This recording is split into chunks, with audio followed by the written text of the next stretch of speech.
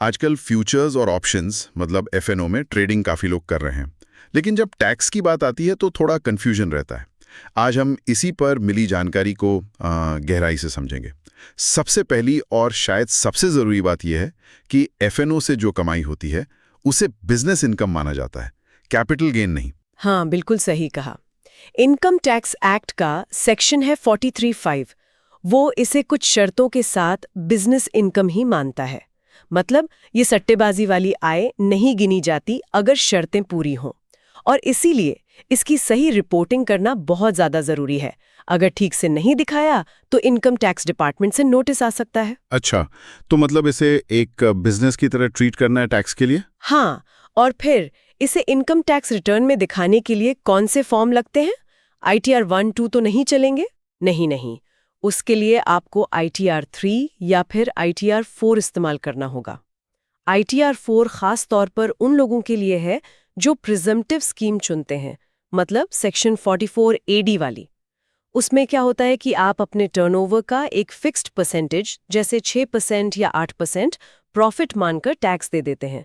छोटे ट्रेडर्स के लिए ये आसान रहता है। ओके, ITR 3 या ITR 4। और ये प्रिजम्पटिव स्कीम वाला पॉइंट भी इंटरेस्टिंग है। अच्छा, अब ये बताइए कि अगर एफएनओ ट्रेडिंग में लॉस हो जाए, जो कि सच कहूं तो काफी आम है। हाँ, बिल्कुल। लॉस तो होता है। तो अच्छी बात यह है कि क्योंकि इसे बिजनेस इनकम माना गया है, तो इसके लॉस को आप अपनी सैलरी वाली इनकम छोड़कर बाकी किसी भी इनकम से सेट ऑफ कर सकते हैं। सैलरी छोड़कर जैसे? जैसे मान लीजिए आपकी किराए से इनकम है या कहीं से ब्याज आ रहा है, मतलब अदर सोर्सेज या हाउस प्रॉपर्टी वाली इनकम, उसके सामने ये एफएनओ का लॉस एडजस्ट हो सकता है। और इतना ही नहीं, अगर उस साल में पूरा लॉस एडजस्ट नहीं हो पाया तो आप उसे अगले 8 साल तक कैरी फॉरवर्ड भी कर सकते हैं। 8 साल, ये तो काफी टाइम है। मतलब आगे के सालों में अगर प्रॉफिट हुआ तो ये पुराना लॉस काम आ जाएगा। अच्छा, लॉस की बात तो हो गई। अब खर्चों का क्या? ट्रेडिंग में खर्चे भी तो होते हैं, ब्रोकरेज है, एसटीटी कटता है और भी चार्जेस लगते हैं। हाँ, बिल्कुल। ये भी बिजनेस की तरह ही है।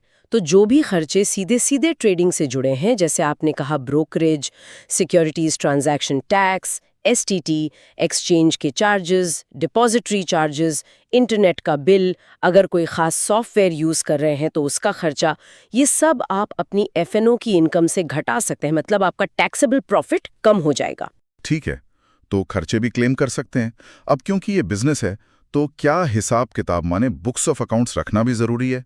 और वो वाला सवाल जो मुझे हमेशा थोड़ा कंफ्यूज करता है, एफएनओ में टर्नओवर कैसे गिनते हैं? ये नॉर्मल बिजनेस जैसा तो नहीं है कि बस सेल वैल्यू देख ली। बात करें तो बुक्स ऑफ अकाउंट्स मेंटेन करना तब जरूरी हो जाता है जब आपकी या तो इनकम 2.5 लाख से ज्यादा हो या फिर आपका टर्नओवर 25 लाख रुपए से ज्यादा हो। हम्म। इसमें आपके trading statement, contract notes, bank statement, profit and loss report, ये सब आते हैं। और टर्नओवर, हाँ आप सही कह रहे हैं, वो थोड़ा अलग है। एफएनओ में टर्नओवर का मतलब एब्सोल्यूट प्रॉफिट होता है। एब्सोल्यूट प्रॉफिट, ये क्या चीज़ है, थोड़ा समझाएंगी? एब्सोल्यूट प्रॉफिट का मतलब है आपके हर एक ट्रेड से जो भी फायदा या नुकसान हुआ, उन सब की सिर्फ पॉजिटिव वैल्यू को जोड़ना है। हाँ। जैसे मान लीजिए एक ट्रेड में आपको 50 रुपए का फायदा हुआ और दूसरी में 30 का नुकसान, हाँ। तो आपका टर्नओवर होगा 50 + 30 = 80 रुपए। नुकसान वाली फिगर को भी पॉजिटिव मानकर जोड़ना है, नेट प्रॉफिट लॉस नहीं देखना। अरे वाह! मतलब अगर बहुत सारी छोटी-छोटी ट्रेड्स की हैं, जिनमें थोड़ा प्रॉफिट थोड़ा लॉस हुआ, तो भी टर्नओवर काफ़ी बड़ा दिख सकता है, चाहे नेट में ज़्यादा कुछ ना कमाया हो। छोटी छोटी ट्रेड्स भी मिलकर टर्नओवर को बहुत जल्दी बढ़ा सकती हैं, और इसी का सीधा असर पड़ता है टैक्स ऑडिट की जरूरत पर। हाँ, वही मैं पूछने वाला था। ये टैक्स ऑडिट का क्या सीन है? कब करवाना पड़ता है? देखिए, टैक्स ऑडिट की जरूरत तब होती है जब आपका एफएनओ टर्नओवर एक फाइनेंशियल ईयर में 10 करोड़ को पार कर जाए। 10 करोड़, ओके। जी।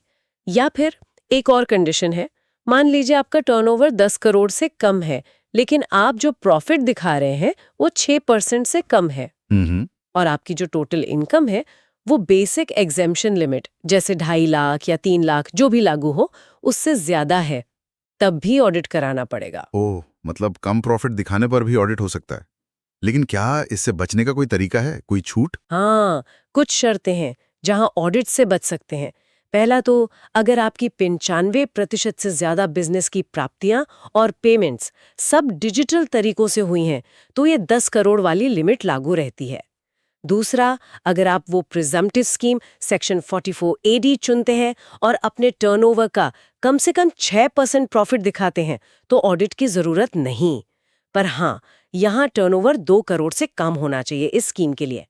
लेकिन एक बात ध्यान रखनी होगी, अगर आपने एक बार 44AD चुन लिया और फिर अगले साल उससे बाहर आ गए, मतलब कम प्रॉफिट दिखाया और ऑडिट करवाया, तो फिर आप अगले 5 साल तक वापस 44AD नहीं चुन सकते। अच्छा, ये 5 साल वाला नियम भी ध्यान रखना होगा। एक और आम सिचुएशन है, बहुत लोग अपनी रेगुलर नौकरी के साथ साइड में एफएनओ ट्रेडिंग करते हैं, तो उनके लिए क्या होता है? क्या एफएनओ का लॉस सैलरी से एडजस्ट हो सकता है? और टैक्स रिजीम कौन सा चुने, पुराना या नया? इसमें क्या ध्यान रखें? हाँ, ये बहुत कॉमन है। देखिए, जैसा मैंने पहले बताया, एफएनओ के लॉस को सैलरी इनकम के अगेंस्ट सेट ऑफ नहीं कर सकते। नहीं कर सकते, ओके। कि दूसरी इनकम जैसे इंटरेस्ट इनकम या रेंटल इनकम, उससे एडजस्ट कर सकते हैं। अब रही बात टैक्स रिजीम की, ओल्ड या न्यू, ये फैसला बहुत सोच समझ कर लेना चाहिए। ओल्ड रिजीम में क्या है कि आपको बहुत सारे डिडक्शंस मिलते हैं, HRA, ATC, ATD, home loan interest वगैरह। सैलरी वालों के लिए ये फायदेमंद हो सकता है। न्यू रेजिम में टैक्स रेट्स थोड़े कम हैं, लेकिन ज्यादातर डिडक्शंस और एग्जेम्पशन नहीं मिलते। जिनके पास बिजनेस इनकम जैसे एफएनओ इनकम है, उनके पास हर साल रिजीम बदलने का ऑप्शन नहीं होता, उन्हें एक बार चुनना होता है। हाँ, अगर किसी साल बिजनेस इनकम नहीं है, तब वो स्विच कर सकते हैं। अगर कोई न्यू से ओल्ड में जाना चाहे और एलिजिबल हो, तो उसके लिए एक फॉर्म भरना पड़ता है, फॉर्म 10IEA। तो बेसिकली अपनी पूरी इनकम प्रोफाइल, निवेश, खर्चे सब देखकर फैसला लेना चाहिए कि कौन सा रिजीम बेहतर है। काफी सारी बातें हैं ध्यान रखने वाली। तो मतलब निचोड़ ये है कि एफएनओ ट्रेडिंग को हल्के में नहीं लेना चाहिए, कम से कम टैक्स के नजरिए से तो बिल्कुल नहीं। इसे एक प्रॉपर बिजनेस एक्टिविटी की तरह देखना होगा। टर्नओवर सही कैलकुलेट करना, खर्चों का रिकॉर्ड रखना, लॉस के नियम समझना और ऑडिट कब लागू होगा, ये सब जानना बहुत जरूरी है। बिल्कुल सही कहा आपने। प्लानिंग और प्रॉपर डॉक्यूमेंटेशन, यही कुंजी है। सब कुछ ठीक से रिकॉर्ड में रखेंगे तो कोई दिक्कत नहीं आएगी। और जाते जाते श्रोताओं के लिए एक सवाल छोड़ जाते हैं सोचने के लिए।